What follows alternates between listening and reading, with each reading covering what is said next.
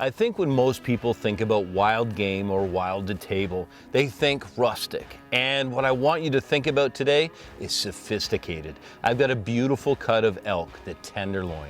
I'm gonna do it with a little bit of this beautiful Swiss chard, some potatoes, and finish it with a beautiful spice mix. The thing is, everything over the open fire means there's going to be a ton of flavor. This is gonna be the perfect dinner for two. The first thing I have to do is start to get some of the silver skin and clean up this beautiful elk loin. The tenderloin has a layer of silver skin that needs to be removed, but you can see on the inside that beautiful flesh. But one thing you'll notice is no fat, and that's why we're gonna flavor it with the beautiful spice mixture. The way that you remove the silver skin is to gently slide your knife underneath and then pulling up and slicing motion away from you. You can take it off very cleanly, removing almost no flesh. With the silver skin removed, it's ready for the spice rub. The type of cooking I've chosen for this is sauté, and the reason for that is because there's not a lot of connective tissue. I don't have to break it down, we don't have to roast it. I want quick cooking. I don't want this to be fully cooked when I serve it. I want it to be medium, even medium rare. So, on with the spice rub, and I'll get this on so it has time to get some flavor into this beautiful elk.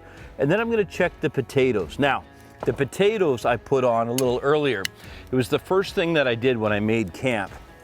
This is a little bit of white and red and purple potato, and all I did is just put it in with a little bit of salt, but I want to get those soft and blanched before I saute them so that it won't take too long to cook. With the potatoes slightly cooled, all I'm going to do to prepare them is slice them in half. Slicing them in half and leaving the skins on is going to bring a ton of flavor, and they're the perfect size. We won't have to struggle with them on the plate. The next thing that we need to do is season this elk loin. So the tenderloin, even though there's no connective tissue, make sure to season both sides so that you get seasoning all the way through the meat.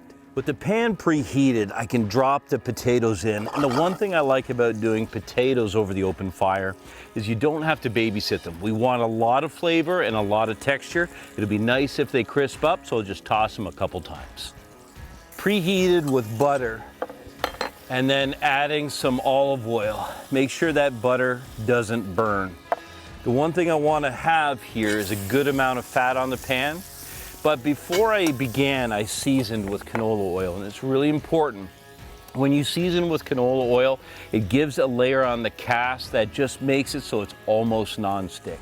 Now we're gonna go on with the loin. Just gonna move that butter around just a little bit. Look how gorgeous that is. And on it goes. Now these are king mushrooms, and these are going to be a perfect complement. I love it because they're so meaty. Have a look. We're just gonna slice these in half. Look how beautiful they are. After they're sliced in half, we're gonna go straight to the griddle, and we're gonna cook these right alongside this beautiful loin. Tucking it right in that butter, look how they begin to fry up right away. Put them on both sides, and then we'll season them with a little bit of salt and pepper. Now you'll notice this fire is still ripping hot, and that's because all of this cooking requires medium-high heat. We want to get it on and then get it off. Stay with the mushrooms, continue to turn them, and do me a favor, be gentle with them. They're gonna break apart if they get hammered a little bit. Now listen, I have not touched this loin. Let's have a look at it.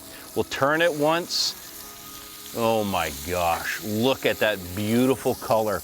Absolutely gorgeous. We're gonna turn it this side, and I'll also color the other two sides so it's even cooking all the way around.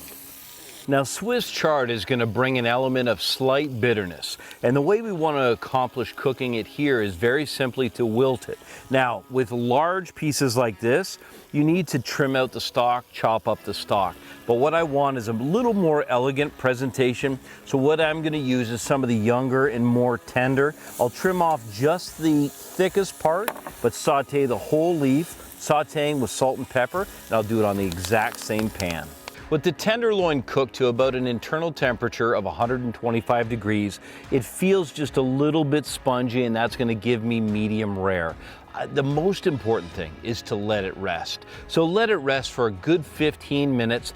Don't rest it covered. We got a nice crisp outside. If you cover it at this point, that outside is going to get soft. We want it nice and crisp on the outside and silky smooth on the inside. You can see these beautiful king mushrooms are also ready to go to the plate. Between the mushrooms and the greens and this beautiful elk tenderloin, this is going to be an elegant wild-to-table meal.